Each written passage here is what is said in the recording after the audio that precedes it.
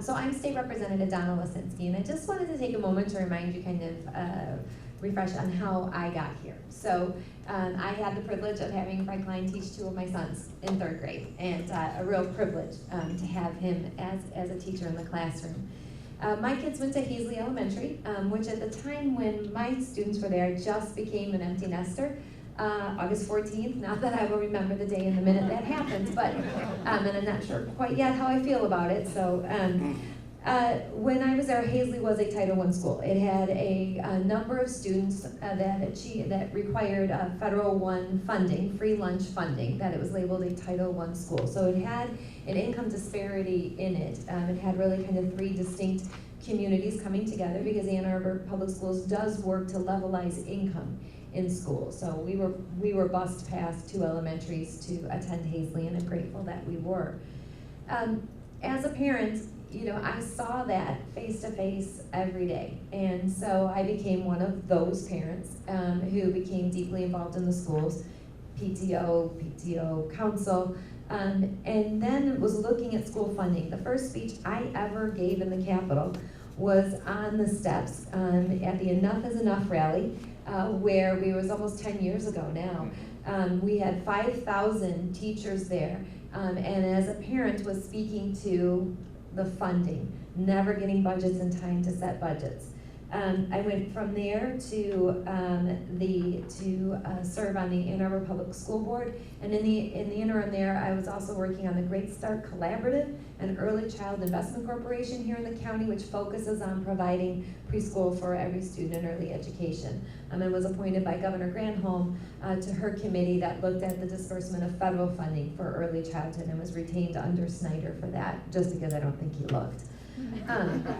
So that's kind of my background in education, and then, you know, I had the opportunity when Gretchen Driscoll ran for Congress, the seat opened up to run for state representative, and really, again, it was education propelling me there from the Ann Arbor Public School Board, and looking at the things that we wanted to do, that we knew we needed to do, and we all recognize that Ann Arbor is the most privileged district in Washtenaw County, right? Ann Arbor has this extra little bump that it gets, $1,234 as what's called a hold harmless millage.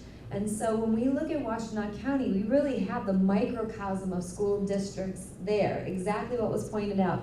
From areas of our county that would have to tax themselves 22 mills, Manchester, Lincoln, because the tax base is so low, to Ann Arbor Public Schools that it, you know, in its part can millage relatively low amounts to do construction financing, relatively.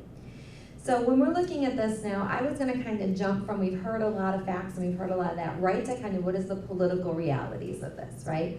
That's where I sit, you know, that's where Senator Irwin sits, where Representative Yusuf Rabi sits, is in the political realities of school funding and school financing. One thing that Governor Snyder actually did do a good job on, he was an accountant and he really wanted to know what the numbers of the situation were. So from road funding, $2.5 billion per year, that's Governor Snyder's number. From the School Research Finance Collaborative, that was his second attempt at an adequacy study. The first attempt had a number not quite as high as that one, and quite frankly the reaction was, oh, that seems too high, we should do this again. And then the number came out higher when you really look at things. But I completely agree that that research study design was excellent and really provided a good place to start thinking about what the funding requirements were. Now, we are in a moment in time politically where on the my Republican side of the aisle, if I'm facing the rostrum where the speaker with the gavel, I don't know if you all know this, but if you're standing there looking at the rostrum, to the right sit the Republicans and to the left sit the Democrats. I don't know if that sounds familiar to anybody.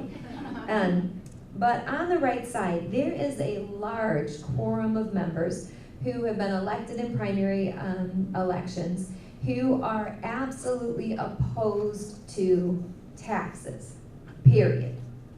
Believe that you can spend your dollars better than the government can spend them. Right? We hear that and we instinctively think, oh, well, yeah. So in this room, in any small microcosm, When we have a common good in front of us, when we have a common good of roads, when we have a common good of schools, when we have a common good of safe and secure elections, it is a farce to say, well, we would all spend each of our individual dollars and we would dedicate to those in the causes in the way that best optimizes making it best for all of us. And so while that's a really good catchphrase and a really good cliche, the role of government is to find that common good, to have us as citizens define that common good and define how we spend that together through the system of representative government. When we do that right now, we do not have a quorum of representatives who are willing to fund public school education in the way that it needs to be funded to meet the needs of our students. Full stop. That's the political reality right now. There are pockets of places where we are finding coalitions of strange bedfellows. So coming out of this study driven out of the Oakland ISD, the School Finance Research Collaborative, there's come a group called Launch Michigan, Launch, and it probably stands for something, but I'm not going to remember. But if we look at who the members of Launch Michigan are, they are our unions. They are MEA and AFT. They are the business leaders of Michigan, which are the CEOs of the 80 largest companies in the state of Michigan. They are local chambers. They are business leaders. They are families. They are PTOs. They are ISDs. They are the state PTA. Have all come together and said that they agree on the data. Is it Dr. Arson? That Dr. Arson presented. Now, when we look at that and we look at that coming together of strange bedfellows, what we're seeing is they've come together in agreement. They've come together on the size of the problem. They've come together on the definition of the problem. The definition of the problem means students aren't meeting their academic potential that will allow them to be productive students in the 21st century, for them to reach their potential and for our economy to reach its potential. They've come together, that's the definition of the problem. They come together on the size of the problem. That's driven by funding primarily, and this is the funding that's required to do it. And then they've come together saying, okay, well, here's the standard that we want to meet. What they haven't come together on, past that agreement, is the willingness to spend their own political capital to move members of the House and Senate. So, for example, during the auto no-fault debate, the Michigan Chamber, as I was on the side of the debate that was opposite their side, they put a letter under 110 doors in the State House that said, essentially, Donna Lasinski doesn't know what she's talking about, she's a political hack, all right? They have not put that letter under my door about my Republican colleagues who are not willing to fund education to help students meet their potential. So that is where we have to move folks to. We have to move this coalition of strange bedfellows to the point that they're willing to expend their political capital. They're willing to not spend real dollars on folks' re-election who aren't willing to fund education. They're not willing to spend independent and dark money dollars on folks' re-election. They are willing to go out and publicly call out representatives and say, this representative is not supportive of your child, your grandchild, your niece and nephew reaching their potential in our community. Your representative is willing to allow us to continue on the trajectory to be below Mississippi and ensure that Michigan will not be a thriving state where people actually want to live and businesses can grow. So that's the point we're at. We've made one positive step in that we've got the coalition of strange bedfellows in terms of supporters. We're not at the point that they're willing to spend political capital to make changes in who sits in the seats and takes the vote to make these things happen. Does that make sense? Yes. All right. So, when we look across, I was taking copious notes. I will point then to a couple more places where we do have overlap, and again, in this coalition, and actually, as I sit in my seat, very close to the aisle, looking across the aisle, there's a couple places that there's a little bit of hope.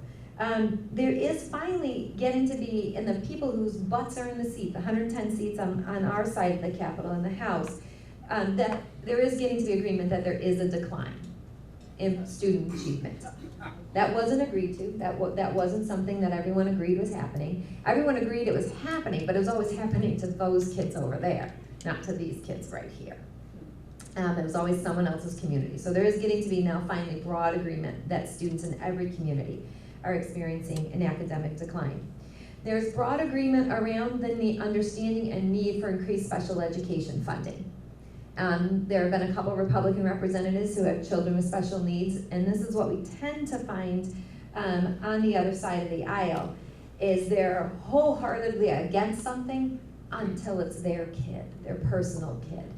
This idea of legislating by antidote as opposed to evidence, this idea that it doesn't hurt anybody until it hurts me or mine. All right, so we're seeing some agreement around special education. And we're actually seeing agreement around the testing regime that we use on the Democratic and Republican side.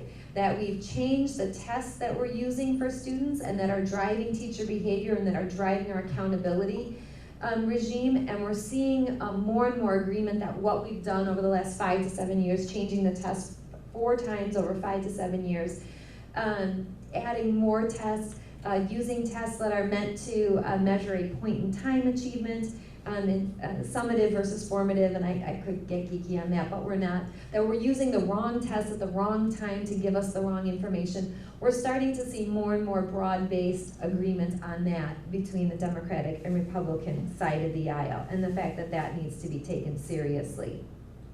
So those are a couple places where we're seeing some overlapping agreement. Where we're not seeing overlapping agreement is on funding needs. The funding needs, unfortunately, we have veteran teachers now on the Republican side. We have one who, teacher and school board member, as the chair of the Education Committee, a Republican chair of the Education Committee, and Pamela Hornberger. And her and I were on a panel last week together. And from her perspective, there doesn't need to be funding increases because we haven't figured out how to hold people accountable. And when she was a teacher, and there was a bit of a funding increase that came, she felt that it was misspent, which drove her to the school board, and then she didn't want to spend any money at school board because they didn't know how to keep anybody accountable. So it's this vicious circle of nonsense that is taking her personal antidote and applying it to an entire system. The other place we don't agree is on, for accountability, is where the accountability needs to be. Is the accountability to the community through the form of locally elected school boards, or is the accountability through the charter school system to an appointed set of individuals? And that's a big difference, whether you're accountable to your local community or you're accountable to someone who's running a for-profit charter who is filling their board with folks that are simply appointed, and there is no community accountability. And then the third big place, which has been going on for years, is around choice, and is around the idea that buckets of money are attached to each child's head and it gets moved around. Now, we don't do that any other place in state government. We don't say, and you get road funding, and you get road funding, and you get road funding, and depending on where you move, you take your road funding with you, right?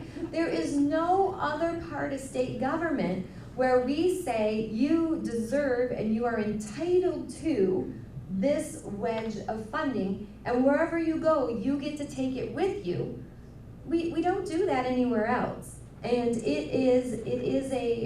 so it creates this false narrative that, one, it costs an equal amount to educate every student, and that's simply not true.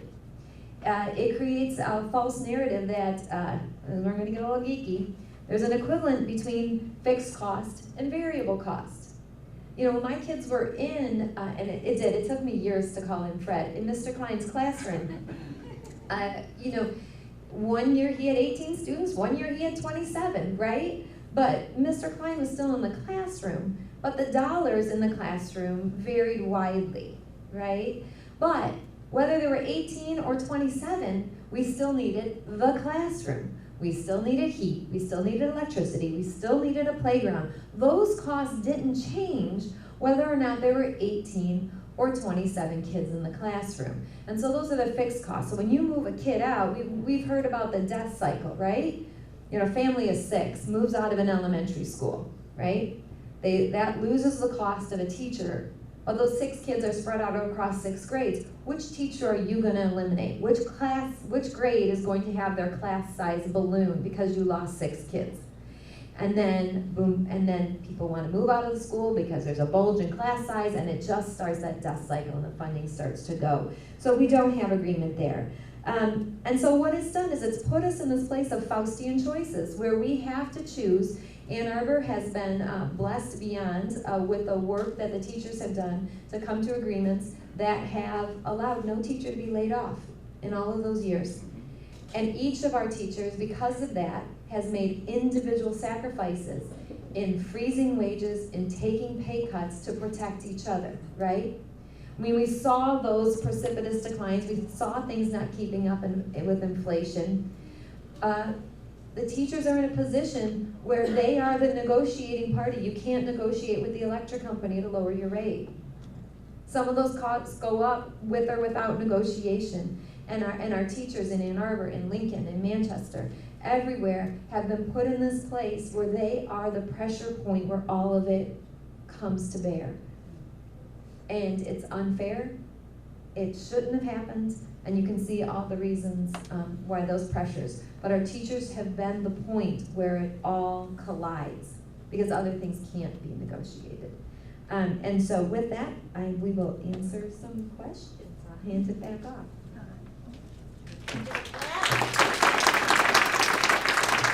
Donna, if I could just, one of the points you made was the money follows the students, and one of the things that has made a lot of us in Ann Arbor uncomfortable is that we've opened our borders, and so we are poaching students from neighboring districts.